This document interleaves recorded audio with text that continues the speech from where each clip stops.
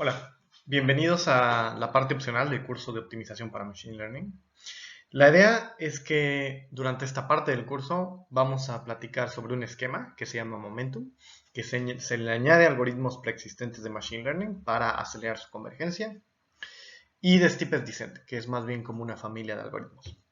Ahora, la idea de esta pequeña parte del curso, y por lo que es opcional, es que una no la vamos a necesitar durante el curso de RIA y solamente nos va a ayudar un poquito al entendimiento y algunas cuestiones, digamos, de un poquito más teóricas o abstractas y de interpretación geométrica que pueden ser interesantes. Y vamos a dar algunos conceptos de álgebra y de cálculo que son un poquito más avanzados de lo que estamos asumiendo en el curso y de lo que fue el video anterior. No será nada súper avanzado, pero bueno, también como está grabado pueden ver Wikipedia u otras fuentes en lo que en el curso. Entonces, bueno, para empezar, de nuevo primero les voy a platicar de un esquema que se llama Momentum, que sirve para acelerar algoritmos de Machine Learning. Y después le voy a hablar de Steepest Descent, que es una familia de algoritmos que incluye a Gradient Descent y al método de Newton. Y cómo este algoritmo manipula o es diferente en diferentes normas o escalamientos. Si recuerdan de la clase pasada, vimos que Gradient Descent, su eficiencia empeoraba mucho si teníamos un escalamiento de una variable con respecto a otra. Entonces, bueno, vamos a empezar platicando de momento. Esto es un poquito una recapitulación. Como mencionaba, aquí voy a hablar de Gradient Descent. La idea es que cuando, por ejemplo, tenemos esta función, donde tenemos x1 y aquí 5 por x2 al cuadrado, esto quiere decir que cuando yo varío x2, mi f de x varía 25 veces más que si yo varío por la misma cantidad x1. Y esto nos hace estas líneas que le vamos a llamar curvas de relieve, donde se ven alargadas en una dirección, ¿no? en la dirección en la que varía x2, ¿no? Entonces se ven alargadas de esta manera. Y bueno, la idea es que Gradient Descent oscila mucho cuando se acerca a la solución, y si hacemos zoom aquí, vemos que vuelve a oscilar, y si hiciéramos zoom aquí, vemos que vuelve a oscilar. Y esto hace que nuestro algoritmo no converja rápidamente, entonces que tengamos que tener muchos pasos y que no sea eficiente. Entonces, ¿cuál es la idea?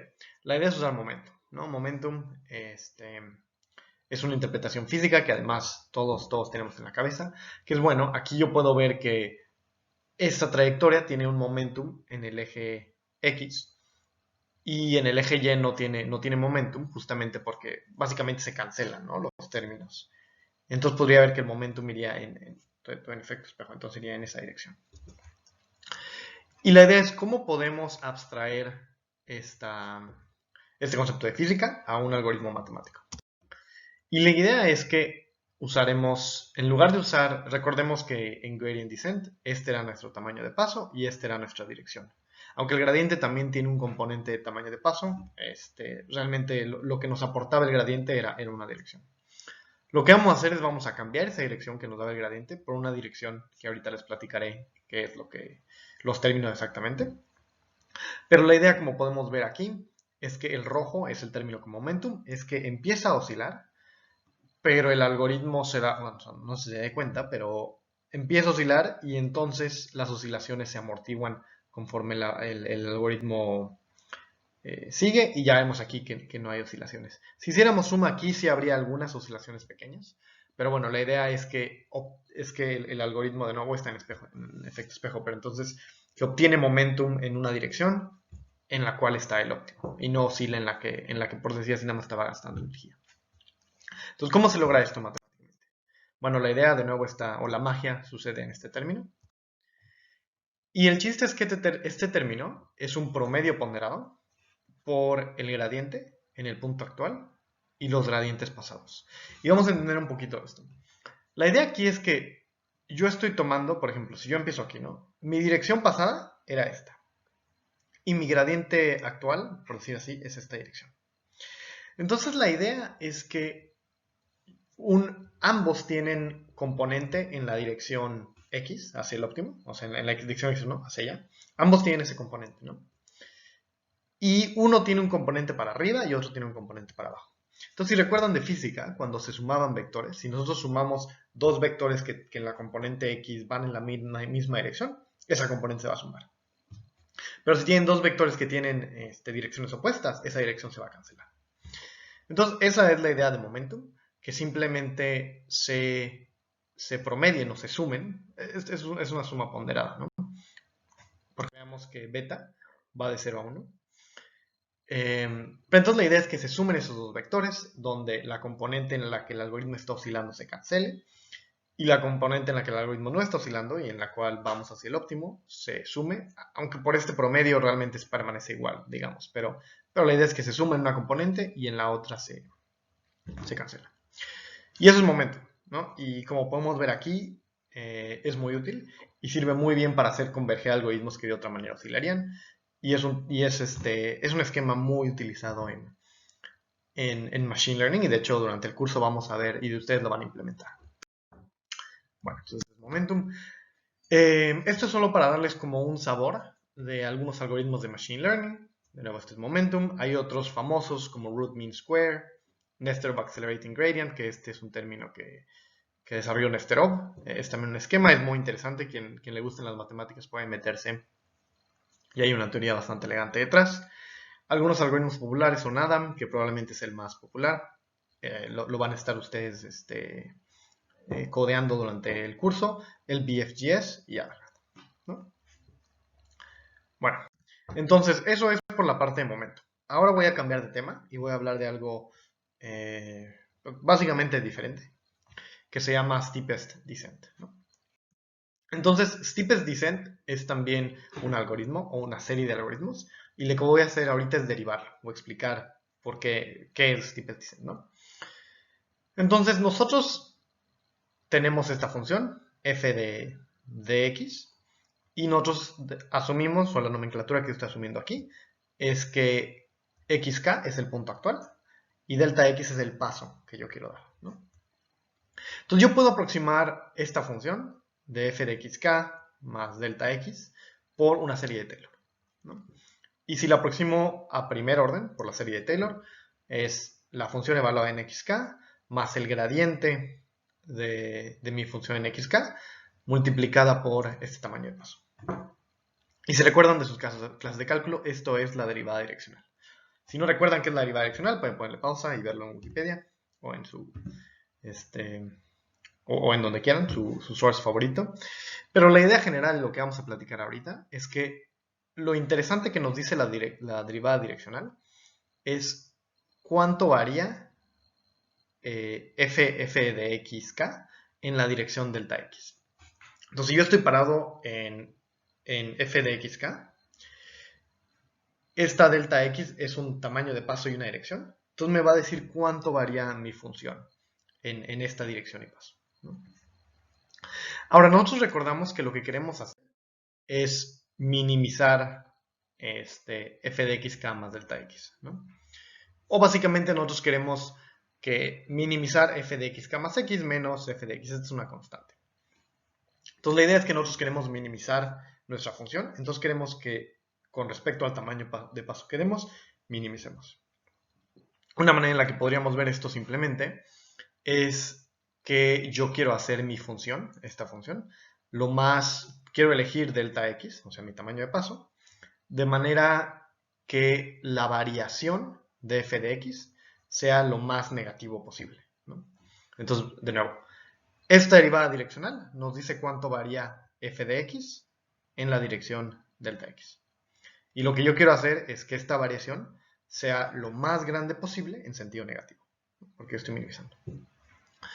Ahora, la idea aquí es que esta delta x tiene un componente de dirección y un componente de tamaño de paso. Y yo, como en el caso de descenso del gradiente, solo estoy interesado, o gradient descent, perdón, solo estoy interesado en la dirección. Entonces lo que hago es normalizo mi tamaño de paso. Y digo, quiero minimizar esta expresión, tal que yo tome un tamaño de paso delta x igual a 1. ¿Sí? Y de esta manera, básicamente extraigo mi dirección, porque este es un tamaño de paso normalizado. Noten que esto es lo mismo que esto, ¿no? Y aquí es donde las cosas empiezan a poner interesantes, ¿no? Y esto es que esta norma, aquí le puse un asterisco, y a lo que me refiero es que diferentes normas me van a dar una dirección diferente, ¿no? Entonces, bueno, esto es lo que vamos a platicar. ¿Qué normas nos dan qué algoritmos? Aquí tengo un error. Bueno, ok.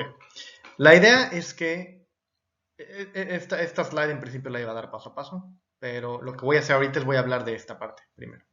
Entonces, si yo uso la norma 2, que es la norma euclidiana, la que ustedes conocen, es esta norma de aquí, Euclidean norm, donde lo que hago simplemente es multiplicar un término al cuadrado más el otro término al cuadrado, raíz cuadrada, ¿no? Esta es mi norma euclidiana. Si yo utilizo mi norma euclidiana, la dirección que me va a dar es la del negativo del gradiente, ¿sí? Si recuerdan, durante la clase pasada, cuando hablamos de gradient descent, yo les platicaba que el gradiente es la dirección de mayor cambio de la función y el negativo del gradiente es la dirección de mayor decremento de la función. Como pasa muchas veces en matemáticas, si no eres muy preciso, esto no era totalmente cierto. El gradiente es la dirección de máximo incremento de tu función en la norma 2. ¿Sí? Si nosotros tomamos otra norma, entonces ya no es el gradiente. Entonces la idea es que yo puedo usar diferentes tipos de normas para obtener diferentes direcciones, ¿no? Si utilizo la norma 2 para minimizar esto, entonces me regresa mi gradient descent, ¿no? De lo que ya hablamos la clase pasada.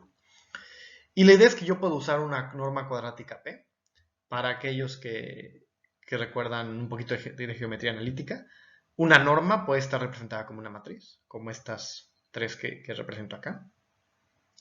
Y la idea es que si yo estoy usando una norma euclidiana, entonces es mi matriz de identidad. Subimos, tengo un vector z que multiplico de un lado y un vector z que multiplico del otro. Si el vector z tiene componentes 1 y 2, o sea, quiere decir que nada más es de longitud 2, entonces obtengo esta norma. Si, por ejemplo, yo defino otra matriz, que de nuevo, una matriz siempre y cuando sea simétrica y positiva definida, puede ser una norma válida.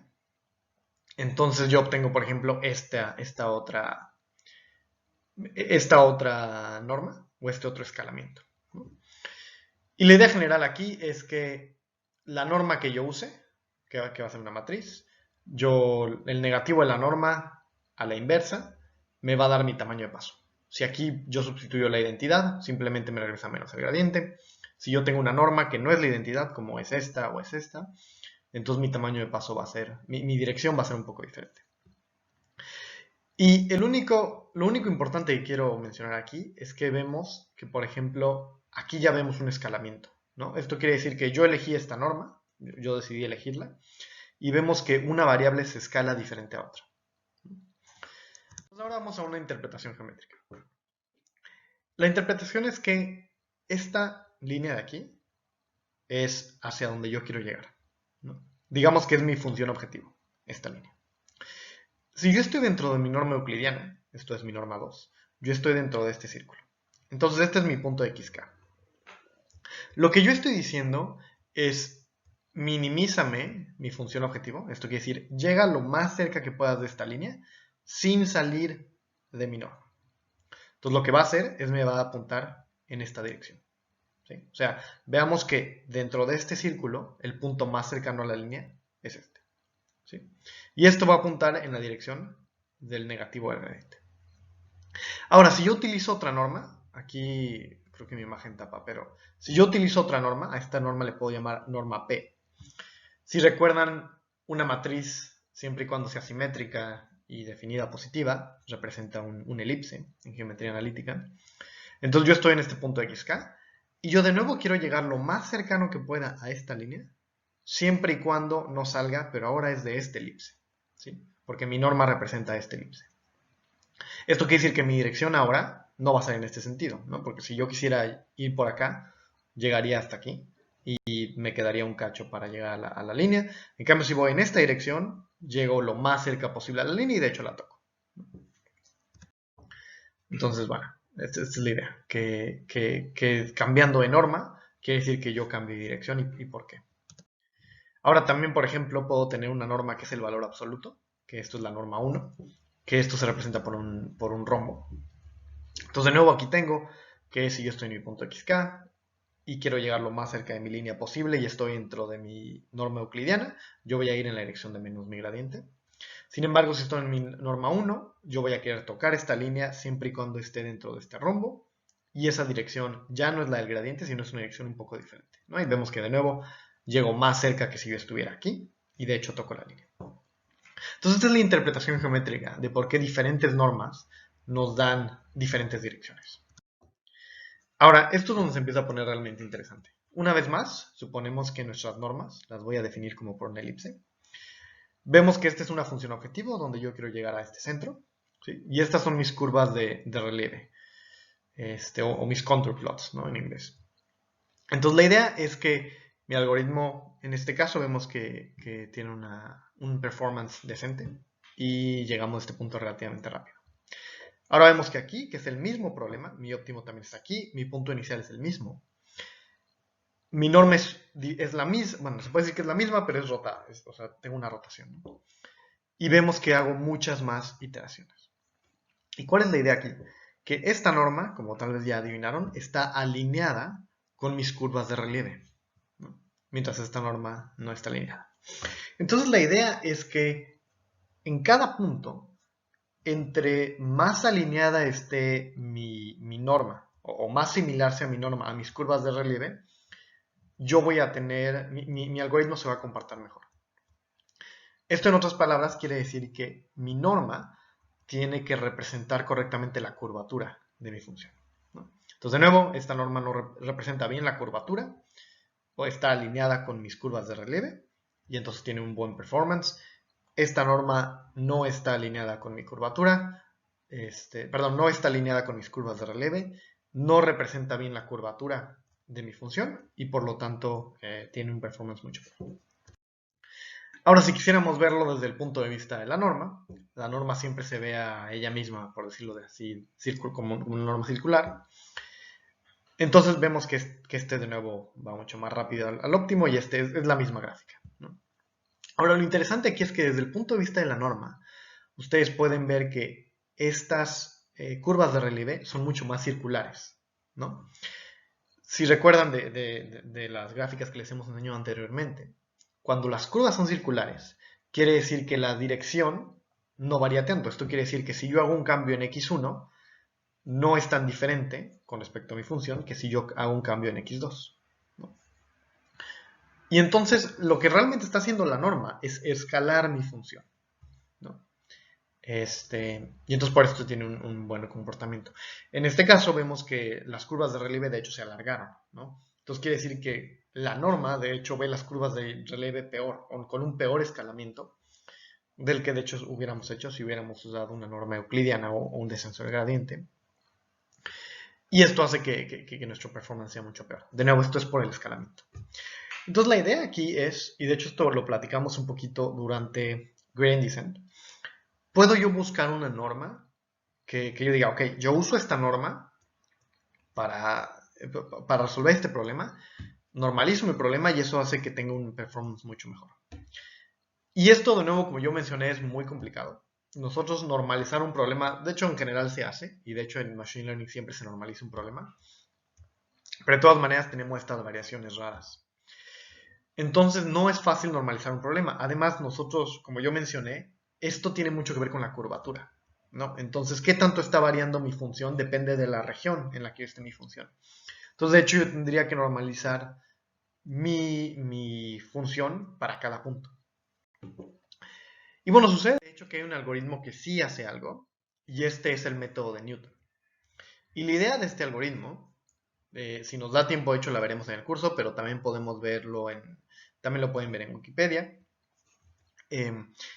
es que a cada paso lo que hace es usar la norma del hessiano, ¿sí? Si no recuerdan qué es el hessiano, perdón, de nuevo aquí mi imagen creo que tapó la mitad de esto, pero el hessiano es mi matriz de segundas derivadas. Entonces, lo bueno es que el hessiano es una matriz, que recordemos que la norma tiene que ser una matriz, y es simétrica. Y muchas veces es positiva definida. Y si no, hay técnicas para hacerlo positiva definida. Entonces la idea es que mi hessiano es una norma válida. Y dos, el hessiano, si recuerdan de las clases de cálculo, representa la curvatura. Esto quiere decir, la primera derivada es la pendiente y la segunda derivada es mi curvatura, ¿no? Entonces realmente mi hessiano es una muy buena representación de mi curvatura y por lo tanto podemos usarlo como norma.